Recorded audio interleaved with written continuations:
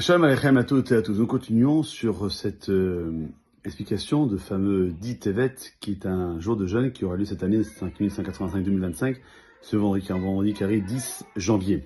D'autres événements nous rapportent le Talmud, comme par exemple que Ezra, à Sofer, est décédé ce jour-là.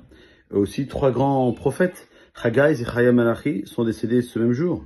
Le même jour que Akadosh Baruch Hu a décrété sur Caïn d'être errant et de parcourir le monde pour obtenir le pardon d'avoir tué son frère Evel.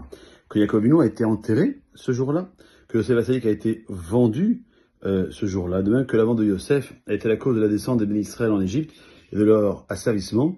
De même, le siège de Yerushalayim, de Jérusalem, déclenchera le processus de destruction du temple. Et donc, c'est un endroit que nous avons eu ce minag dans la communauté séfarade, que le Shabbat dernier, nous avons annoncé l'arrivée donc du jeûne du 10 Tevet, donc vendredi qui arrive, qui commence au début du jour. Donc, merci Hachem pour ceux qui sont avec nous en Israël. Le jeûne commencera. Tout de suite, je retrouve mes horaires à 5h41. Et il se terminera à 17h05. Ça, c'est pour en Israël et pour nos amis de France. D'abord pour Paris, le jeûne commencera à 7h49 et il terminera à 17h24. Quant à nos amis de Marseille, eux, le jeûne commencera à 7h12 pour se terminer à 17h31. Donc c'est un jeûne, donc on pourra quand même, malgré tout, parce que c'est un jour de Tanit et un jour de Teshuvah et un jour triste, parce que c'est Jérusalem, mais comme, malgré tout c'était une veille de Shabbat, donc on pourra se laver à l'eau chaude, on pourra se raser, se couper les cheveux. Une seule chose qu'on essaiera de faire, c'est de ne pas écouter de musique ce jour-là, en l'honneur de ce jour triste,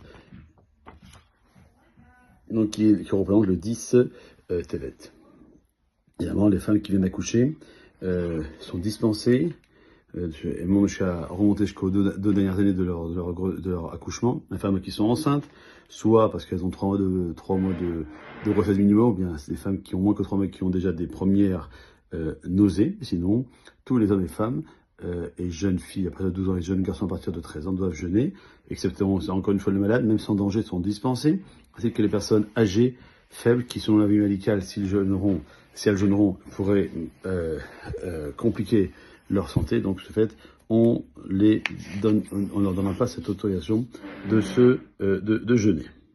Un khatan qui pendant 7 jours qui suit le mariage doit observer le jeûne de 10 Tevet, la même chose que pour ceux qui il y a une brit milah ce jour du 10 Tevet et qu'il y a le père de l'enfant, le syndic et le Moël seront aussi dans l'obligation de jeûner. Voilà pour le cas général. Et merci Hachem, demain, nous verrons la 3e et dernière partie du 10 Tevet qui tombe un vendredi, comme c'est le cas. Comment on fait par rapport au fait que y a Shabbat et quelles sont les précautions que l'on doit prendre pour faire en sorte que ça ne se